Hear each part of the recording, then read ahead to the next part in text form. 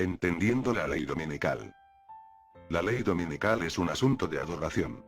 Y para poder entender esto debemos de recordar que Satanás ha deseado el trono de Dios desde antes de la creación de nuestra tierra, así que estamos delante de una guerra espiritual y creemos por los eventos proféticos actuales que estamos pronto a su desenlace. Decreto de Nabucodonosor en Daniel 3 y el decreto de Apocalipsis 13. Para hablar de la ley dominical tenemos que empezar en el libro de Daniel 3. Nabucodonosor esperaba que la adoración de esta estatua gigantesca uniera a la nación y solidificara su poder.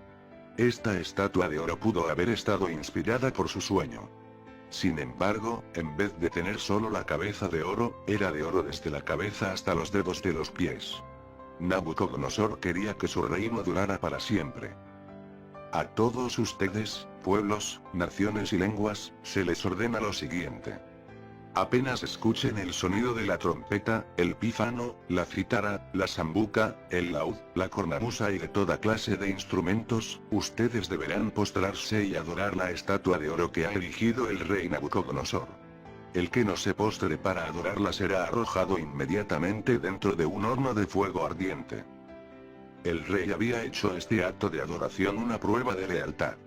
Pero justo cuando la vasta concurrencia se inclinó a tierra en dirección a la imagen, algo interrumpió el acto. 3 jóvenes permanecían de pie. Eran 3 jóvenes príncipes judíos. Sadrac, Mesach y Abednego. Habían sido traídos como cautivos a Babilonia y estaban siendo capacitados para ayudar a gobernar el gran imperio. Los funcionarios babilonios rápidamente le dieron la noticia a Nabucodonosor. Esto era una traición, porque el heraldo del rey había hecho un anuncio pocos momentos antes, en voz alta, que resonó por la planicie. Nabucodonosor quería lealtad absoluta.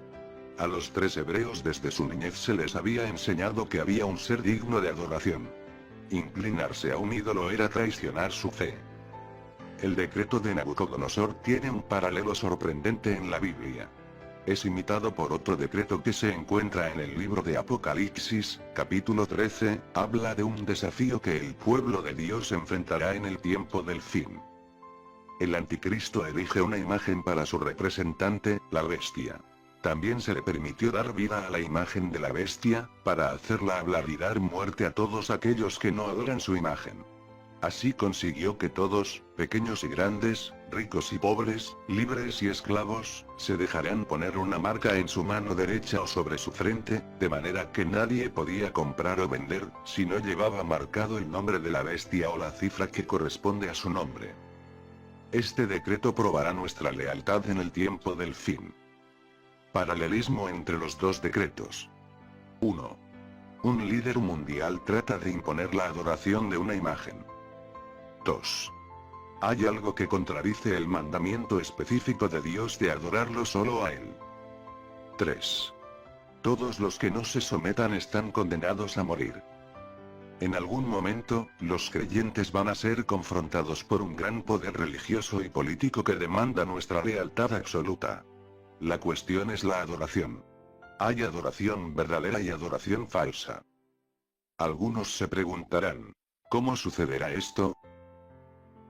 Que el mundo quiera matar un grupo de personas. El mismo Juan quedó asombrado. Y vi a la mujer ebria de la sangre de los santos, y de la sangre de los testigos de Jesús. Y al verla, me asombré grandemente. Apocalipsis 12 y 13 nos presentan las criaturas simbólicas que representan las fuerzas malignas del mundo. La bestia, el papado, la segunda bestia, Estados Unidos, el dragón, el espiritismo, Satanás, y el falso profeta, el protestantismo, liderada por las iglesias evangélicas. Ellas están tratando de hacer que todos se inclinen ante esa imagen de la bestia. Y vi otra bestia que subía de la tierra. Tenía 2 cuernos semejantes a los de un cordero y hablaba como un dragón. Simbología de cordero. Cristo, simbología de dragón. Satanás. Esta es una nación que se jacta de protestante, principios cristianos, este poder terminará hablando como el mismo Satanás. Historia de la ley dominical. Primera ley dominical. Breve cronología de Constantino. Año 311. En la época de mayor persecución del cristianismo en toda la historia, Constantino el Grande es elegido César del Imperio Romano. Año 312. Parte con su ejército a Roma para enfrentar a Magencio, autoproclamado emperador. La noche previa a la famosa batalla del puente Milvio, Constantino en sueños escucha una voz que le dice: con este signo vencerás. El signo es la cruz de Cristo. Constantino decide cambiar el sol invictus, símbolo de su ejército, por la cruz, y vence a Magencio. El crismón es el anagrama de Cristo, representa su nombre. Está formado por la letra griega X, G, y la letra griega P, Rho, que son las dos primeras letras que forman el nombre de Cristo en griego. Al poco tiempo ordenó el fin de las persecuciones. Reorganizó el ejército, la vida económica y buscó el remedio para los males sociales, morales y espirituales de la población. Trató por todos los medios de unificar al pueblo, y lo hizo con el Edicto de Milán, decretando que el cristianismo fuera la religión oficial del Imperio Romano. Pero no todo era color de rosa. En 315, Constantino hizo de la conversión al judaísmo un crimen capital. Tanto el judío proselitista como el cristiano converso eran reos de muerte. Asesinó a su propio hijo cuando se enteró de que éste se acostaba con su madre. Después, al enterarse de que era mentira, le quitó la vida a su mujer por mentirosa. A su hijo Crispo lo asesinó por envenenamiento y su esposa, la emperatriz Fausta, dejada morir en un baño excesivamente caliente. Estos hechos no impidieron su bautismo cristiano en su lecho de muerte. Año 321. Promulgó la primera ley dominical, que mandaba que todos se abstuvieran de trabajar en día domingo. Se sabe que durante mucho tiempo siguió acuñando monedas con figuras de dioses paganos como Sol Invictus, Júpiter Capitolino y Marte, siendo el primero de estos el que durante más tiempo tuvo culto oficial, tanto así que la festividad del domingo, introducida en 321, era en realidad el llamado Dies Solis. Con ella Constantino, notorio antisemita, evidentemente quiso reemplazar la fiesta judaica del sábado por el Día del Señor cristiano. Poco antes de su muerte, Constantino hizo representar su persona en una estatua de pórfido bajo la figura de Helios. Incluso la víspera de su fallecimiento restableció una ley antigua por la que los sacerdotes paganos quedaban exentos a perpetuidad de los tributos inferiores. De sí mismo afirmaba que jamás había cambiado de divinidad a la hora de recogerse a rezar. La Iglesia Católica y la observancia del domingo. ¿Qué dice, hoy en día, la Iglesia Católica con respecto a la observancia del día domingo? Observamos el domingo en vez del sábado porque la Iglesia Católica, en el Concilio de la Odisea, 336 DC, transfirió la solemnidad del sábado al domingo. Si la exégesis quiere ser también teología, debe reconocer que sin la fe de la Iglesia, la Biblia permanece como un libro sellado. La tradición no cierra el acceso a la Escritura, sino que más bien lo abre. ¿La tradición puede abrir acceso a las Escrituras?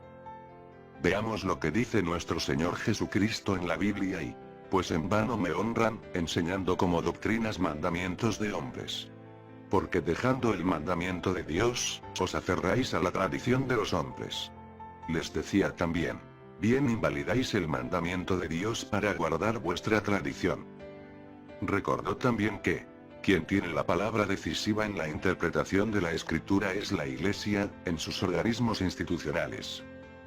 El domingo es la marca de nuestra autoridad, la Iglesia está por encima de la Biblia, y esa transferencia de la observancia del sábado es prueba de ello.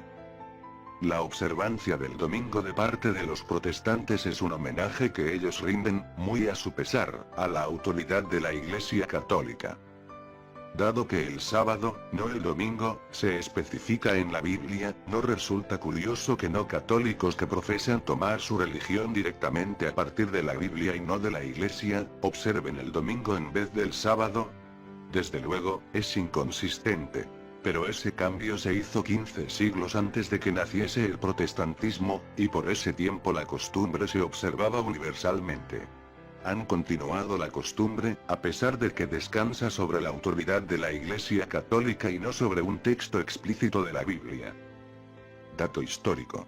El cambio de la observancia del sábado a la observancia del domingo fue un proceso gradual, que empezó poco antes del año 150 DC. Y siguió por casi 3 siglos. Algunos cristianos querían mostrar que no eran judíos, para evitar la persecución. De ahí que abandonaran el sábado para adoptar el domingo. La primera orden oficial de la Iglesia Católica en favor del domingo fue emitida por el Concilio de la Odisea, realizado en el siglo IV. Sin embargo, la orden para guardar el domingo especificaba el no judaizar, ser igual a los judíos, como razón para no guardar el sábado. ¿Por qué se desarrolló la santidad del domingo? Primero, fue un esfuerzo para no parecerse a los judíos, y evitar así la persecución. Segundo, a medida que Roma creció en poder, ejerció su influencia en favor del domingo, para celebrar al dios Sol, en vez del sábado. Tercero, como resultado de la influencia romana, el domingo fue convertido en una ley de la Iglesia, así como sucedió con muchas otras prácticas ajenas a la Escritura, como la adoración de María, la veneración de los santos y los ángeles, el uso de imágenes en el culto y la oración por los muertos. ¿Quién promueve la observancia del domingo en la actualidad? Francisco llamó a los trabajadores a pasar más tiempo con sus hijos y jugar con ellos, posibilidad que a su juicio se está perdiendo. Según la Cámara Argentina de la Mediana Empresa, el Papa ya había expresado por carta su apoyo a la campaña nacional de la entidad para impulsar el cierre dominical. La encíclica promueve soluciones para mitigar los efectos del cambio climático. Entre ellos retomar el domingo como día de reposo.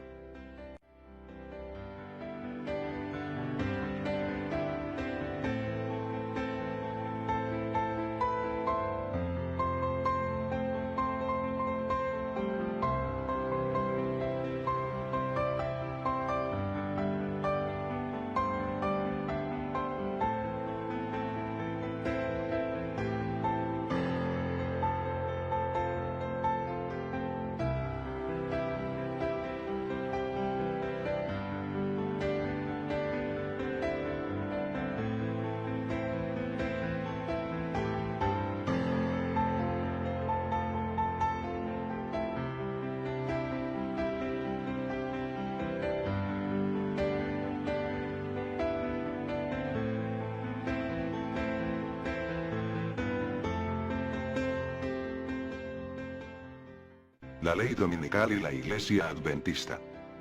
Cuando las leyes que exigían la observancia del domingo fueron puestas en vigencia en ciertos estados del sur, y algunos adventistas fueron arrestados, encarcelados y obligados a trabajar en cuadrillas por no observar esas leyes, el asunto del sábado o el domingo adquirió un significado mayor y fue incluido como tema de ferviente estudio en el Congreso de la Asociación General de 1889. Eventos en el futuro. Por calumnias y apelando a la ira, algunos despertarán las pasiones del pueblo. No pudiendo presentar un así dicen las escrituras contra los que defienden el día de reposo bíblico, recurrirán a decretos opresivos para suplir la falta. A fin de obtener popularidad y apoyo, los legisladores cederán a la demanda por leyes dominicales. Pero los que temen a Dios no pueden aceptar una institución que viola un precepto del Decálogo. En este campo de batalla se peleará el último gran conflicto en la controversia entre la verdad y el error. La observancia del domingo no es aún la marca de la bestia, y no lo será sino hasta que se promulgue el decreto que obligue a los hombres a santificar este falso día de reposo. Llegará el tiempo cuando este día será la prueba. Pero aún no ha venido. Por el decreto que imponga la institución del papado en violación de la ley de Dios, nuestra nación, los Estados Unidos de América, se separará completamente de la justicia. Cuando el protestantismo extienda la mano a través del abismo para asir la mano del poder romano, cuando se incline por encima del abismo para darse la mano con el espiritismo, cuando, bajo la influencia de esta triple unión, nuestro país repudie todo principio de su constitución como gobierno protestante y republicano, y haga provisión para la propagación de las mentiras y seducciones papales, entonces sabremos que ha llegado el tiempo en que se verá la asombrosa obra de Satanás, y que el fin está cerca.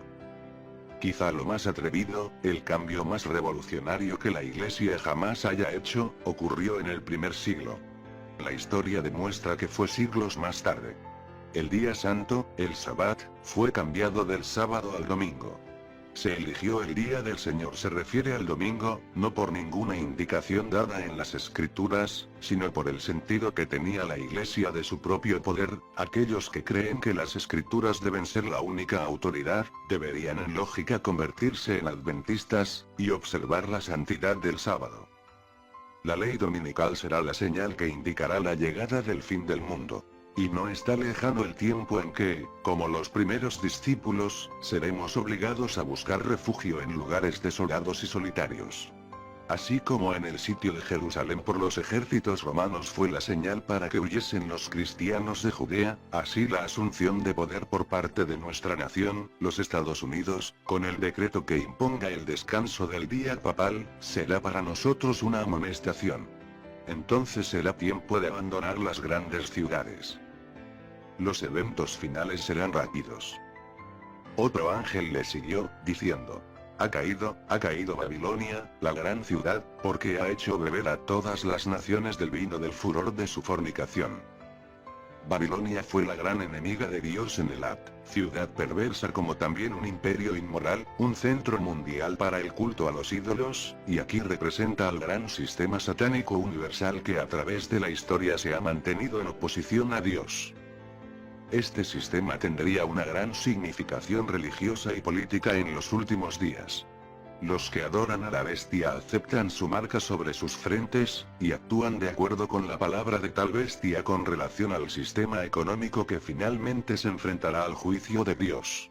Nuestro mundo valora el dinero, el poder y el placer más que la dirección de Dios. Para lograr lo que el mundo valora, muchas personas niegan a Dios y violan principios cristianos. Dichas personas han de beber la copa de la ira de Dios. El creyente tiene que aventurarse o sufrir cualquier cosa por obedecer los mandamientos de Dios y por profesar la fe de Jesús. El Papa Benedicto XVI pidió una autoridad política mundial para gestionar la economía global y una mayor regulación gubernamental de las economías nacionales para sacar al mundo de la actual crisis y evitar que se repita. El expresidente israelí Simón Peres declaró que ya pasó el momento de la ONU, y que una ONU de las religiones es la manera más efectiva de detener las matanzas en nombre de la fe. La Iglesia y el Estado están haciendo ahora preparativos para el conflicto futuro. Los protestantes están trabajando de forma disfrazada para llevar el domingo al frente, como lo hicieron los romanistas.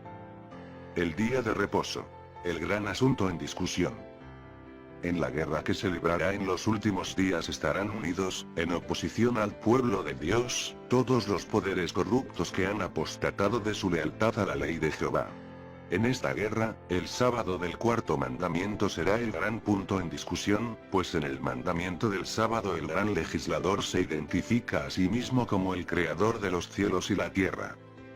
A los detractores del sábado les encanta decir: vosotros no sabéis cuál es el día de reposo. Pero parecen entender cuando llega el domingo y han manifestado gran celo en formular leyes que obliguen su observancia. Los que dicen que el sábado se ha perdido desde el Edén, le dicen mentiroso a Jesús, quien guardó el Shabbat, y tenemos un registro perfecto desde entonces. Sadrach, Mesach y Abednego fueron presionados para negar a Dios, pero decidieron ser fieles a cualquier precio, confiaron en Dios que los libraría.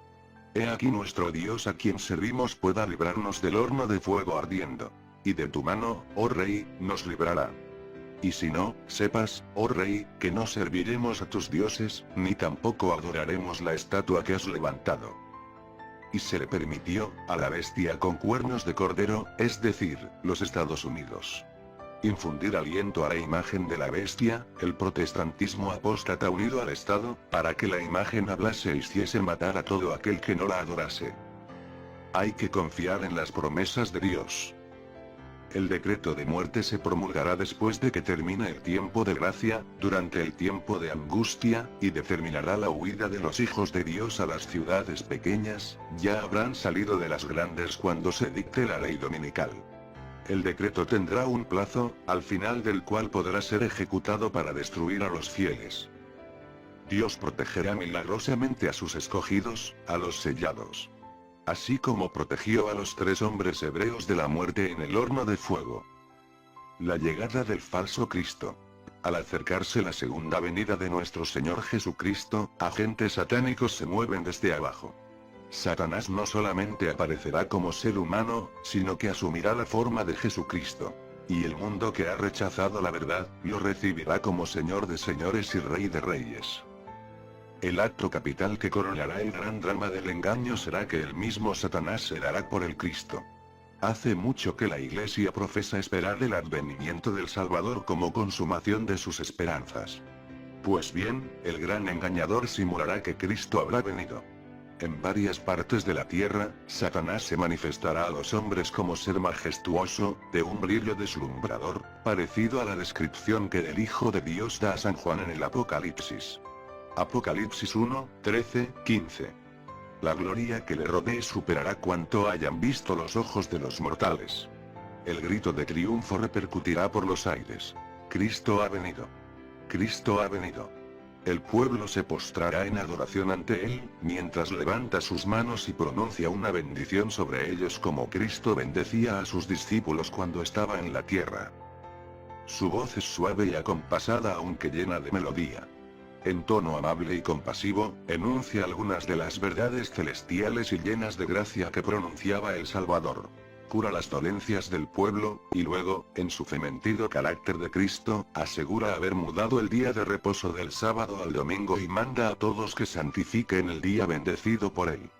Declara que aquellos que persisten en santificar el séptimo día blasfeman su nombre porque se niegan a oír a sus ángeles, que les fueron enviados con la luz de la verdad.